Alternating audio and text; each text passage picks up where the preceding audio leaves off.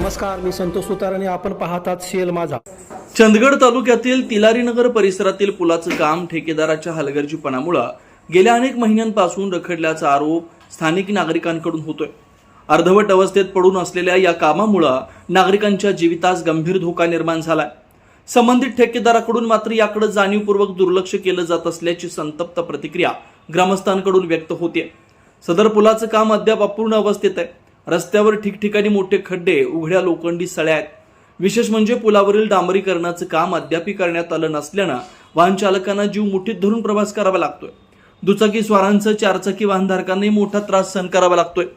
रात्रीच्या वेळी इथं अपघात होण्याचा धोका अधिक वाढलाय.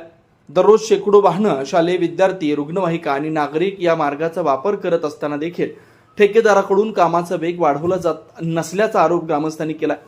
अनेक वेळा तक्रारी करूनही सार्वजनिक बांधकाम विभाग चंदगडकडून कोणतीही ठोस कारवाई होत नसल्यानं नागरिकांमध्ये तीव्र नाराजीचं वातावरण आहे.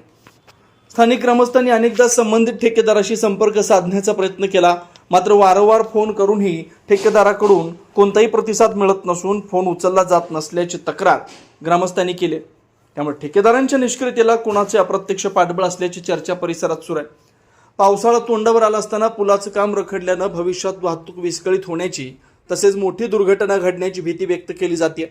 एखादी जीवितहानी झाल्यानंतरच प्रशासन जागं होणार आहे का, असा संतप्त सवाल ग्रामस्थ उपस्थित करतात. तातडीनं संबंधित ठेकेदारावर कठोर कारवाई करून पुलाचं काम युद्धपातळीवर पूर्ण करावं, अन्यथा नागरिकांच्या वतीनं तीव्र आंदोलन छेडण्यात येईल असा इशारा स्थानिक ग्रामस्थांनी दिलाय. सीएल माझा न्यूजसाठी संदीप कांबळे, कोदाळी.